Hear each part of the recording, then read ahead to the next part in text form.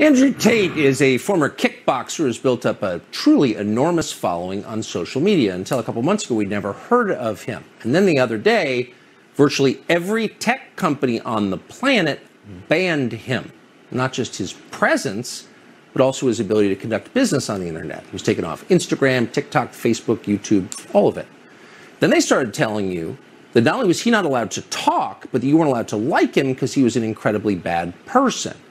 And our view on that always is we'll decide for ourselves, since we're adults and Americans, and we'll listen to anyone we want, and we'll come to any conclusion we care to come to about what that person is about. So we sat down at some length and talked to Andrew Tate, and we wanted to show you some of it so you could make up your own mind, which you're still allowed to do as far as we're concerned. Here's part of the interview. I don't really feel like I've exposed anything. Like, I'm truly not a very political person. This is the first time someone's experienced this level of ban. I'm not particularly right-wing. I don't vote. I mean, I obviously have my own personal views, but they didn't ban me for that. They banned me simply because I had large swaths of the population agreeing to very traditional masculine values.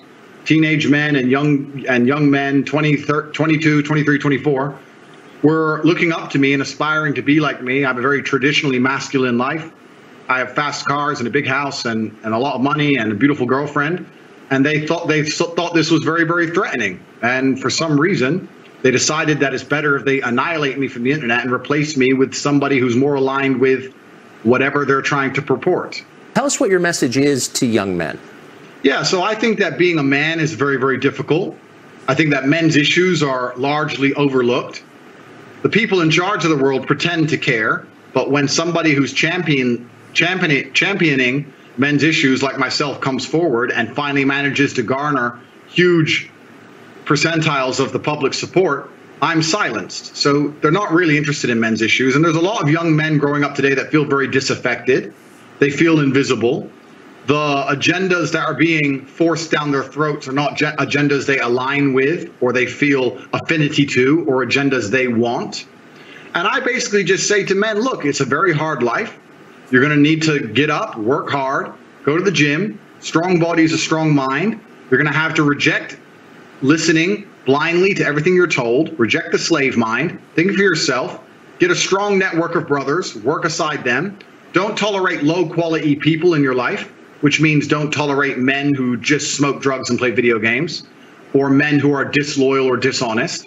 By extension, don't tolerate women or girlfriends who are disloyal or dishonest, and try and build and create a reality full of high quality people in which you can resist the programming that the Matrix tries to influence you with, and grow up truly happy. And what happens is when I say these things, they ignore 95% of what I say.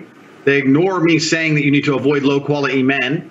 And they take the bit where I say avoid women who are dishonest, and then they put it on a reel, a very short 3 or 4 second clip, and then they say I'm a misogynistic person and I'm dangerous to women and I need to be banned. The problem is that the majority of young men in the world today are completely invisible, and social media has made them invisible. If you go into an Instagram feed, you have extremely beautiful women, which is fine. They're beautiful, they're allowed to take pictures. But the only men who have followers are men with massive social status, right? Men with Ferraris and money, or rappers, or people who have YouTube channels, interesting people. If you're a normal man with a normal job, you don't really exist in the online world. It's very difficult to get followers. Nobody replies to your DMs. You don't really matter. You don't have access to the sexual marketplace. It's very difficult for you to even get any kind of recognition that you're even alive. And a lot of men feel lost and lonely because of that. And I was championing to a degree their issues by saying to them, look, that is unfair perhaps, but that's the way the game works. You need to become a man of importance. You need to become a man of influence, or you're going to suffer the pain of being invisible forever. Here is how you do it. I wasn't trying to change the rules of the game. I was just telling the men how to win, because I came from nothing and I'm completely and utterly self-made. And I think the reason a lot of men are so depressed is because they feel invisible. They feel like the life is too hard. Women expect me to be strong and smart and funny and interesting with a nice apartment and a fast car and tall and well connected and funny, and it's just too much for them to handle. And the social pressure on men is absolutely immense. And I was championing their issues. And at the same time, all these social media platforms pretend to care. As soon as somebody they resonate with stands up and champions their issues, they mass blanket ban me, which shows they have absolutely no care for the young men of the world today. They think that by banning me, I'm just going to vanish and the young men are just going to go and start eating the gruel that they're fed on their YouTube feed. They don't want to read. They don't want to see transgender people wear makeup. They don't want to see that. They want to see a man who has a bunch of money and a nice life and some fast cars and is strong and is confident. They want an action hero. And that's something that large portions of the world still want to be.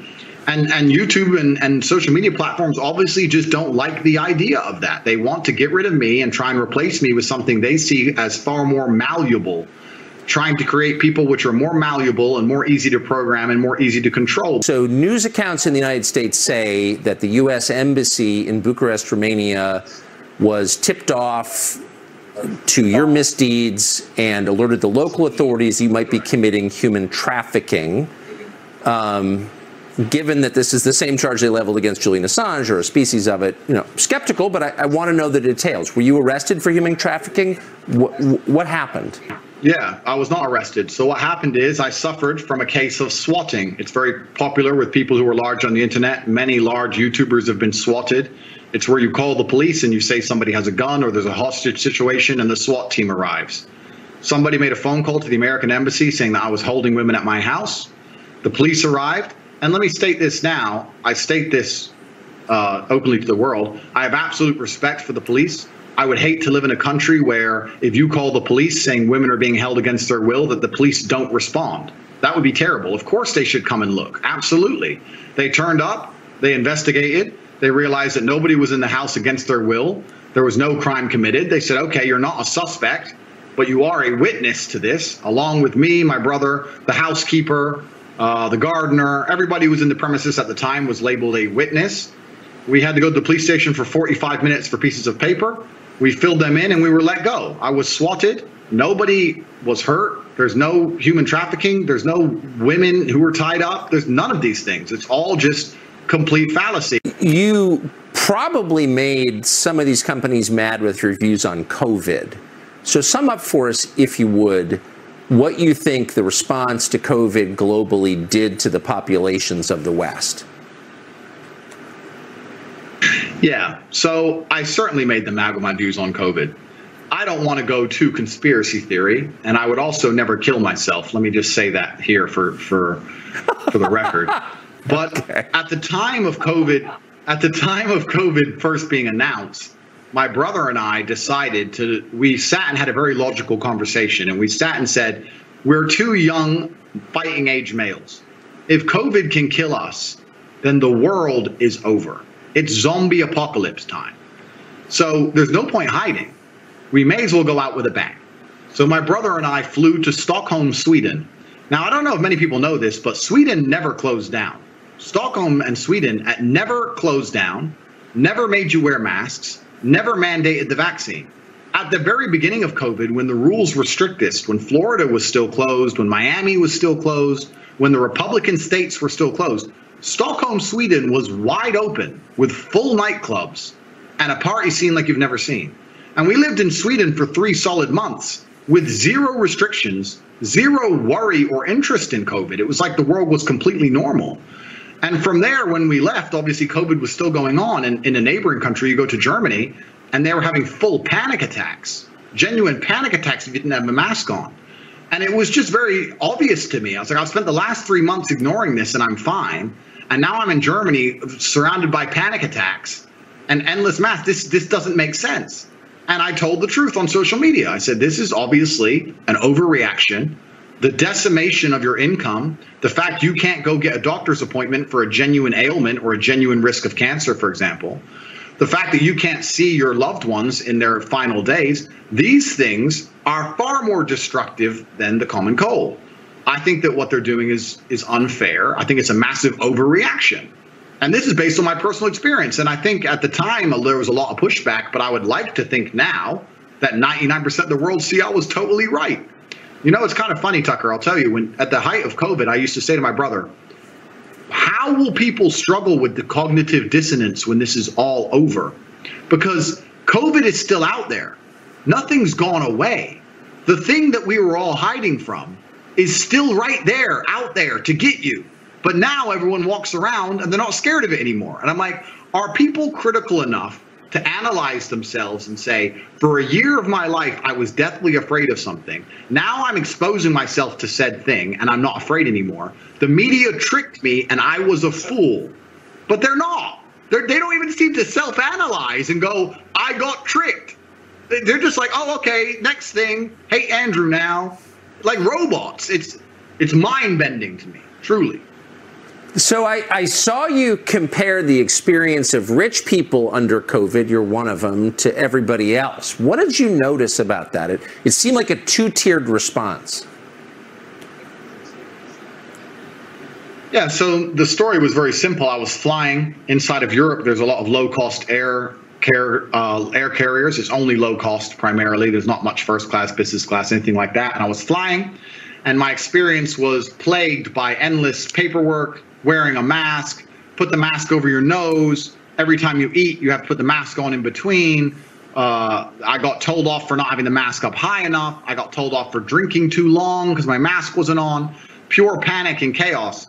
And because I'm fortunate enough to be fiscally secure, from there, I decided I'll just buy private jets from now on.